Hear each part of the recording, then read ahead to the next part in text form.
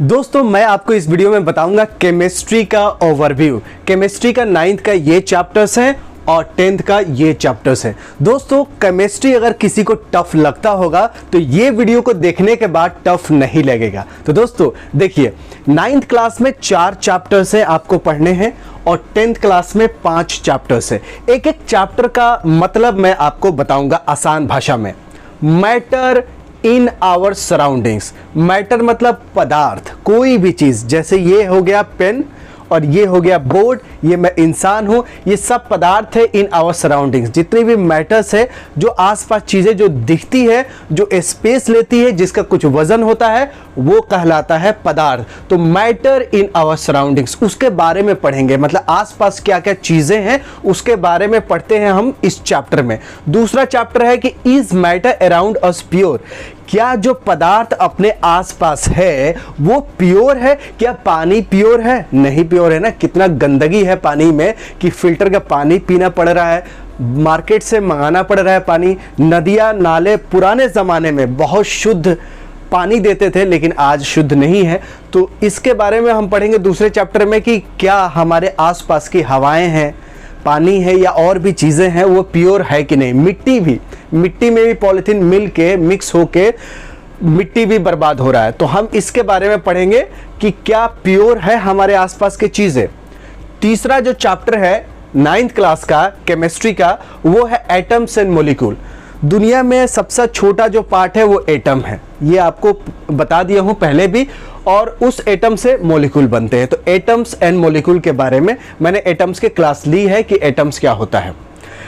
A structure of atom, जो atoms जो सबसे छोटा पार्ट है, सबसे छोटा पार्ट है, एकदम सूक्ष्म कण है, उस कण में भी इलेक्ट्रॉन, प्रोटॉन, न्यूट्रॉन्स पाए जाते हैं। तो उसके स्ट्रक्चर के बारे में पढ़ेंगे। देखिए हर चीज़ तो एटम से बना है, जैसे मैंने आपको पहले भी एग्जाम्पल दिया था कि चीनी भी एटम से बना है और मिर्चा भी एटम से बना है। तो दोनों में इतना अंतर क्यों है? कोई मीठा है, कोई तीखा है। तो ये जो मैटर का स्ट्रक्चर पढ़ेंगे, एटम का स्ट्रक्चर पढ़ेंगे, तो इसमें पता चलेगा कि चीनी जो खाते हैं उसकी एटम का स्ट्रक्चर अलग है, जो हम लोग मिर्चा खाते हैं उसकी एटम के स्ट्रक्चर अलग है। तो स्ट्रक्चर अलग है, बनावटी अलग है, चीज़ें अलग है तो इंसान अलग, कोई अमेरिकन है, कोई इंडियन है। इंसान एक ही है, कोई गोरा है, काला है। तो इंसान तो एक है ही लेकिन सबकी वैरायटी है। उसी तरह एटम एक ही है लेकिन उसमें भी वैरायटी है। तो हम लोग पढ़ेंगे क्या क्या वैरायटी है, स्ट्रक्चर ऑफ एटम्स क्या क्या है। अब बढ़ते हैं 10th क्लास में। 10th क्लास भी बहुत आसान है। देखिए केमिकल रिएक्शन एंड इक्वेशंस। लोग बोलते हैं कि जब भी आप मछली खाते हैं तो दही, दूध, दही नहीं खाना चाहिए, केमिकल रिएक्शंस हो जाएगा, बॉडी में रिएक्शंस हो जाएगा। जैसे आप देखे होंगे कि बाल को कलर करने के लिए 2 अलग अलग केमिकल्स आते हैं, दोनों को मिक्स करते हैं, फिर वो तीसरा कलर हो जाता है, तो उसमें भी केमिकल रिएक्शंस होता है। टॉयलेट अगर सही से साफ़ नहीं हो रहा है तो उसमें एसिड, ये देखिए एसिड लगाते हैं तो वो क्या होता है? साफ़ होता है, तेज़ाब जिसको बोलते हैं।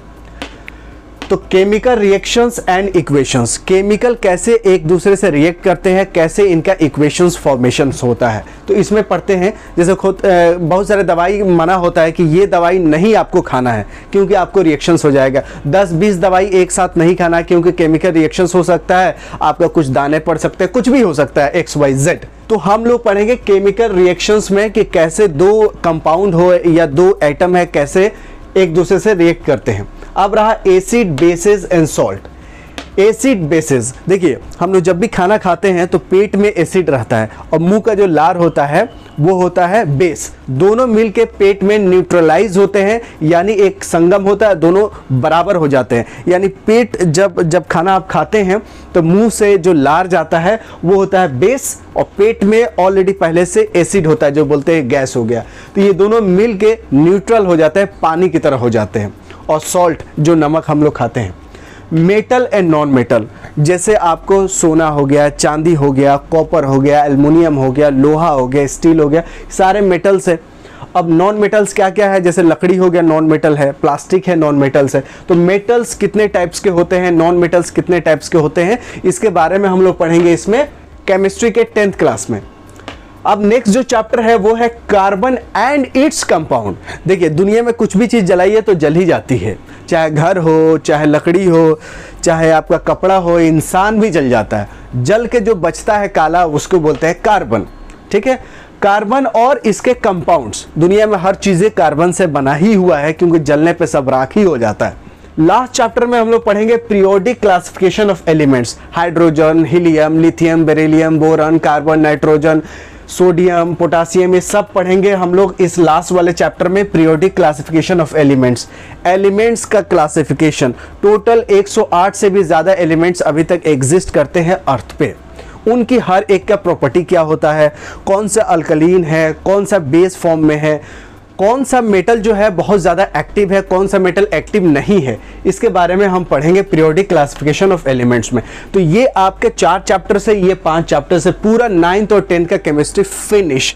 आपको बता दिया कि हर चैप्टर्स का कुछ ना कुछ रियल लाइफ में इसका उपयोग होता है, इसलिए हम लोग केमिस्ट्री पढ़ते हैं। दवाई भी बनती है केमिस्ट्री से, तो कोई भी केमिकल चीज़ें होती है, चाहे आप बाल का कलर हो, या आप क्रीम लगाते हैं फेस पे, या आप जैसे खावा वाला सोडा डालते हैं गुलगुल्ले बनाने में, तो सारे क्या है, केमिस्ट्री का पार्ट है। ये सब जो हम चीज़ें खाते हैं, स्पेशली दवाई, इंजेक्शन, सब केमिकल से ही बनता है। केमिस्ट्री उसका बेसिक्स है। तो इस केमिस्ट्री में आपको बिल्कुल 9th क्लास में सिर्फ 4 चैप्टर से और 10th में आपको 5 चैप्टर से, बिल्कुल ये आसान है और मैं आपको और आसानी तरीके से पढ़ाऊंगा। और हमारे स्टडी ऐप पे इस हिसाब से पढ़ाया जाता है कि देशी भाषा का एग्जाम्पल जिसे आपको समझ में आए। तो फिर मिलते हैं एक नए फ्रेश वीडियो में, तब तक you take good care of yourself. जय हिंद।